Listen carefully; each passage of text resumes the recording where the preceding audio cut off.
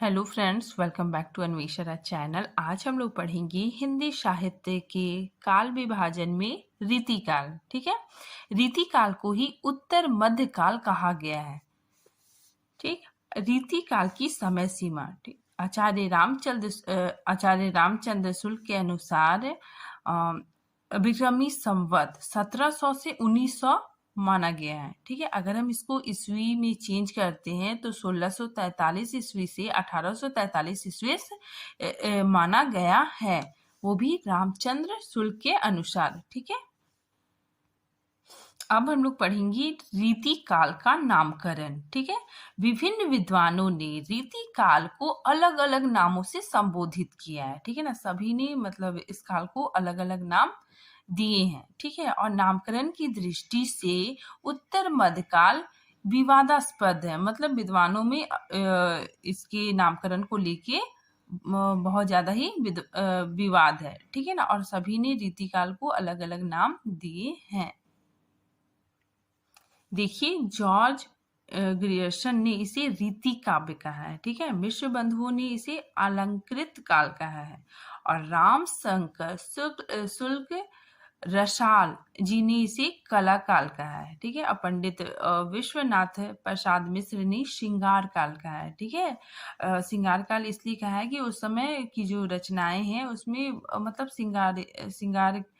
मतलब श्रृंगार रस की बहुत अधिकता पाई गई। ठीक है, इसीलिए पंडित विश्वनाथ प्रसाद मिश्र ने श्रृंगार काल कहा है। ठीक है, आचार्य रामचंद्र शुक्ल ने उत्तर मध्यकाल या रीतिकाल कहा है। ठीक है ना, मतलब रामचंद्र शुक्ल ने इसे रीतिकाल कहा है। ठीक है, और ये रीतिकाल नाम ही सबसे ज्यादा सर्वमान्य है। ठीक है ना, फिर रीतिकाल क्या है ये मतलब सर्वमान्य है।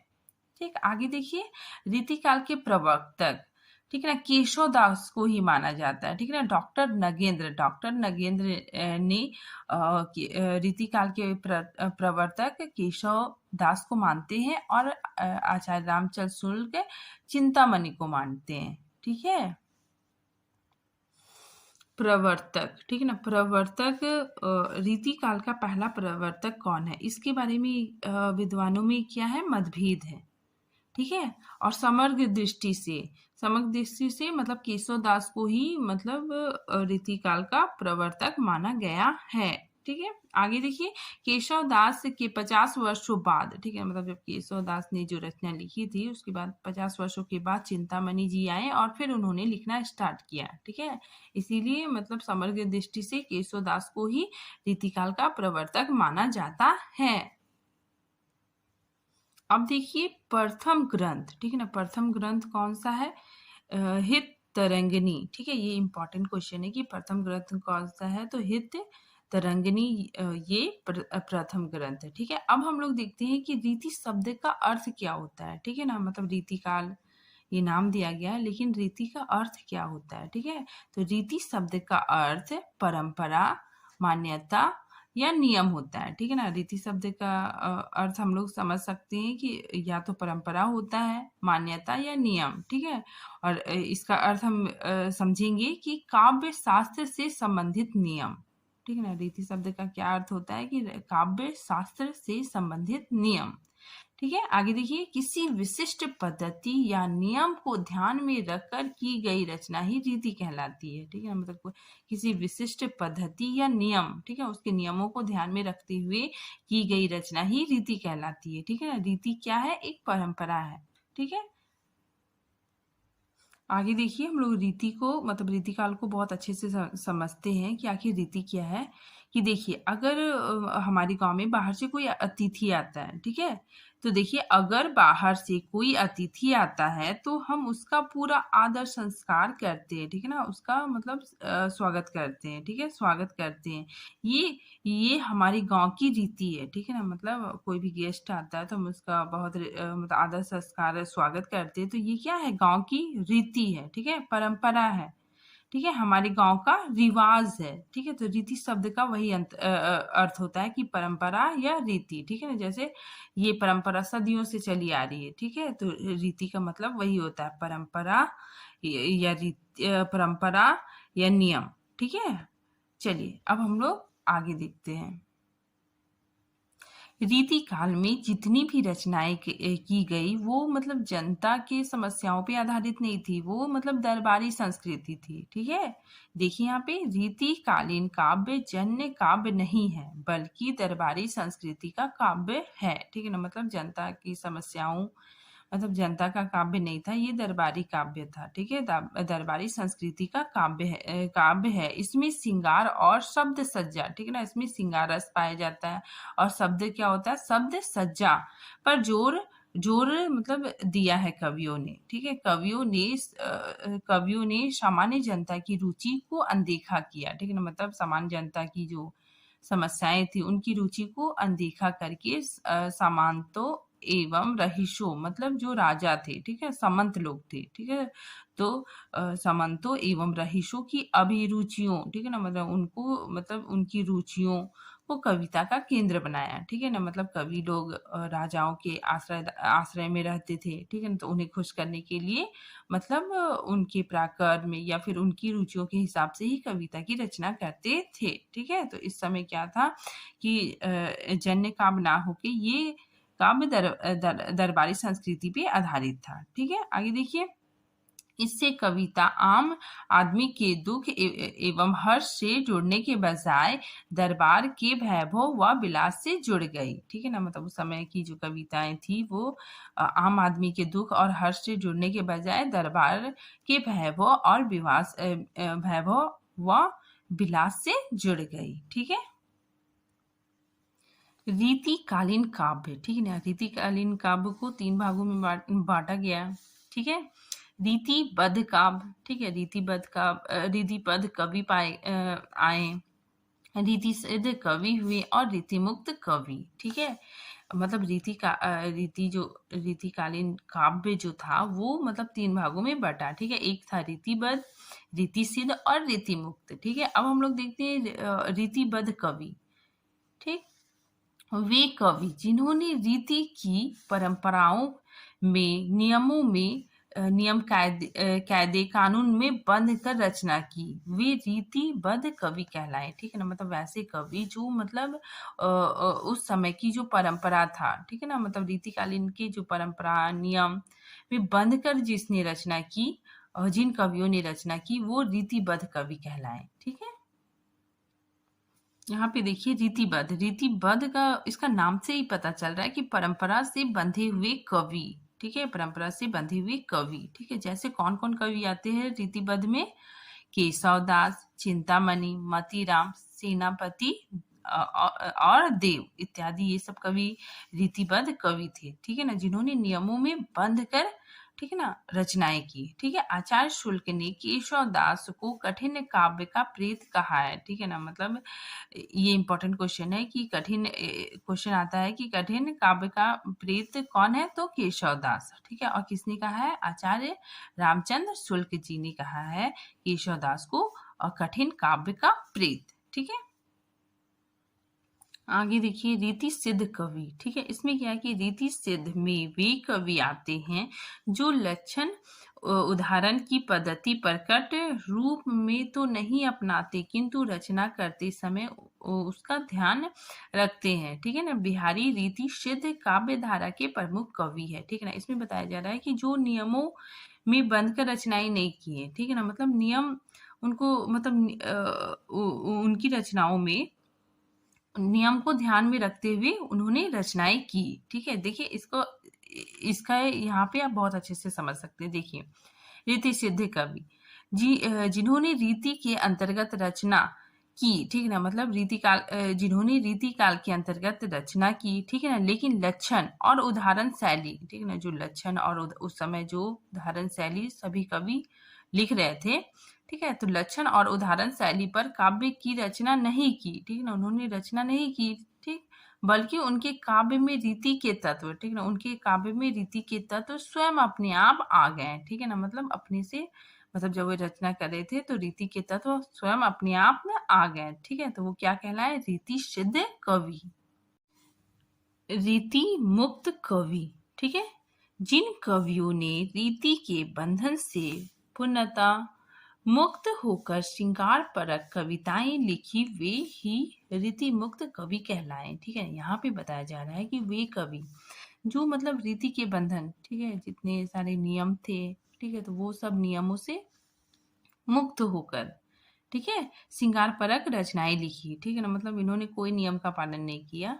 ठीक है, और मतलब मुक्त होकर इन्होंने कविताएं लिखी, वे कवि रीति मुक्त कवि कहलाए। ठीक है, जैसे घनानंद, आलम, बोधा, ठाकुर इत्यादि, ये सब रीति मुक्त कवि है। ठीक है, अब हम लोग पढ़ेंगे रीतिकाल साहित्य की विशेषताएं। ठीक है, उस समय के साहित्य में क्या क्या विशेषताएं पाई गई, उन चीजों को हम लोग पढ़ेंगे। ठीक है, सबसे पहले है लक्षण ग्रंथों की प्रधानता।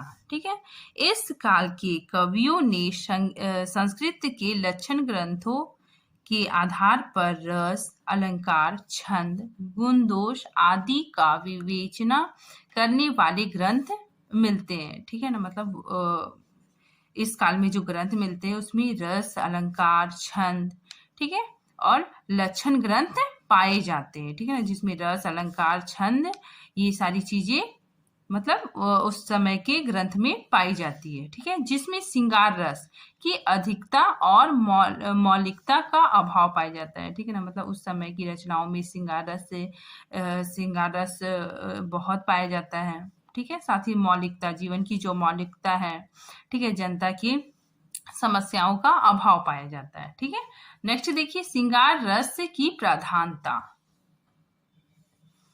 नायक नायिका के प्रेम पर आधारित रचना रीतिकाल के कवियों के काव्यों में देखने को मिलता है। ठीक है ना, मतलब रीतिकाल के जो काव्य हैं, ठीक है, तो उस समय की जो कवियों ने कविताएं लिखी उसमें श्रृंगार रस पाए जाते हैं। ठीक है, श्रृंगार रस देखने को मिलता है। रस मुख्यतः 9 होते हैं, मतलब रस मुख्यतः कितने होते हैं? 9 होते हैं। ठीक है, उसमें श्रृंगार रस की अधिकता पाई जाती है। ठीक है ना, उसमें श्रृंगार रस का बहुत ही वर्णन किया गया है। ठीक है ना, उस समय की रचनाओं में श्रृंगार रस पाया जाता है। नेक्स्ट देखिए आश्रयदाताओं की प्रशंसा।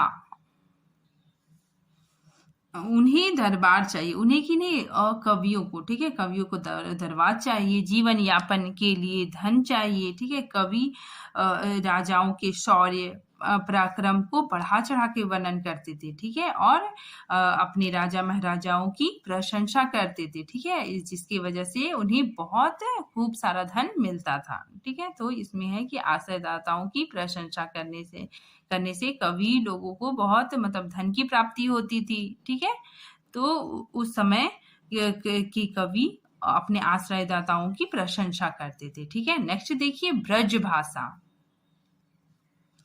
इस काल में जो भी कविताएं लिखी गई उनमें ब्रज का प्रयोग किया गया। ठीक है ना, मतलब उस समय जो कवि लोग थे वो संस्कृत की जो भाषा थी उसको मतलब ब्रज भाषा में अनुवाद करते थे। ठीक है, और अपनी रचनाएं लिखते थे।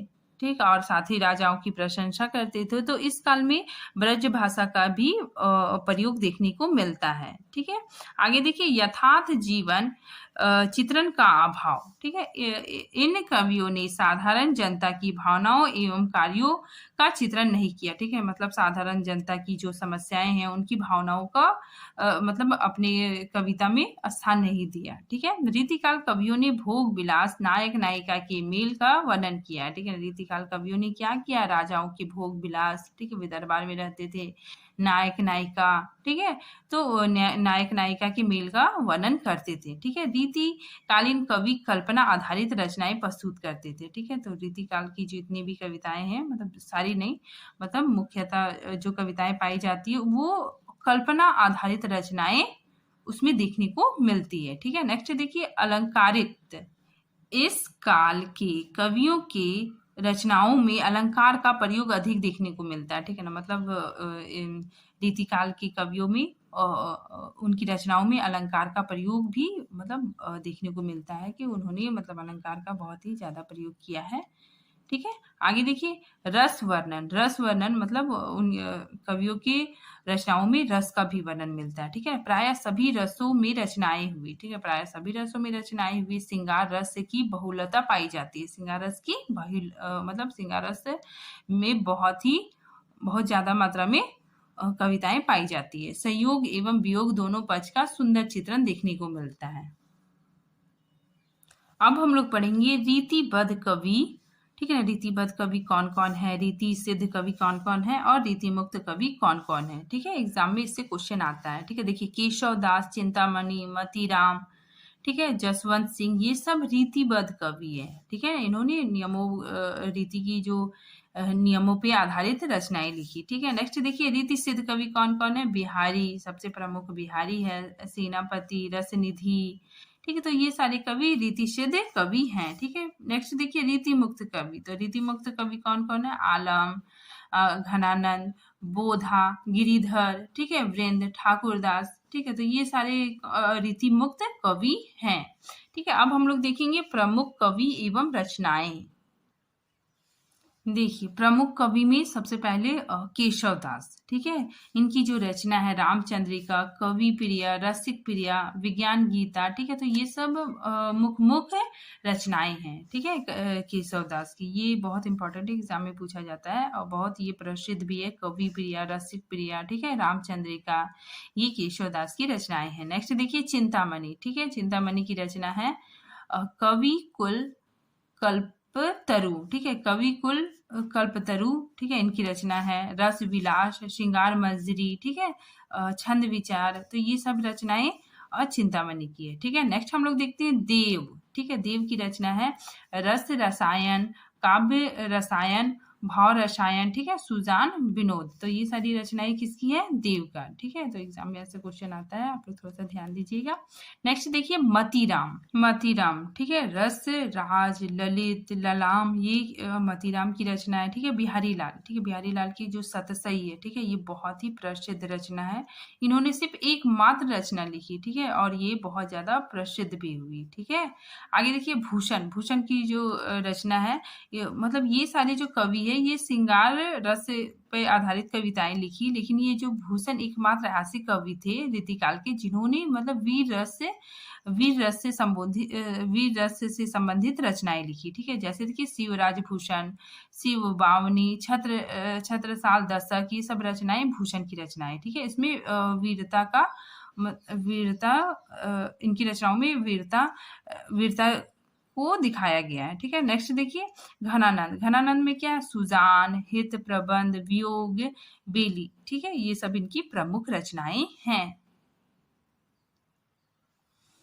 आगे देखिए रीतिकाल में सारे लोग श्रृंगार में रचना कर रहे थे। ठीक है। मैंने बताया ना कि रीतिकाल में मतलब जितने सारे कवि हुए वे सब मतलब श्रृंगार रस से ओतप्रोत रचनाएं लिख रहे थे। ठीक है। नायक नायिका की सुंदरता का गुणगान कर रहे थे। ठीक है। ऐसे समय में महाकवि भूषण ने वीरता की रचना लिखी। ठीक है। ऐसे समय में भूषण एकमात्र ऐसे कवि थे जिन्होंने मतलब वीर रस से संबंधित रचनाएं लिखी। ठीक है।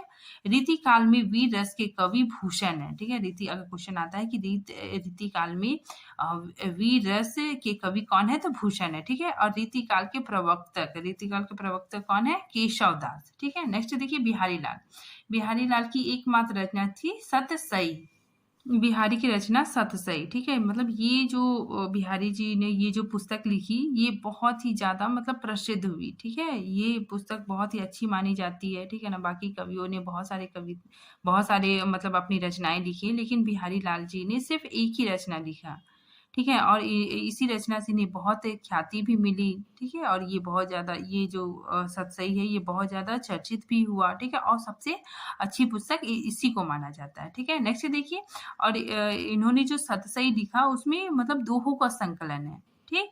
देखिए दोहों की संख्या, अगर दोहों की संख्या पूछा जाए तो कितना है, 713। ठीक है। अगर यदि कुल दोहों की संख्या पूछा जाए तो कुल दोहों की संख्या कितना है, 1719। ठीक है। ये माना जाता है। और ये जो सतसई है इसमें दोहा है। ठीक है। इसीलिए दोहों के मतलब 700 दोहे होने के कारण इसका नाम सतसई पड़ा। ठीक है।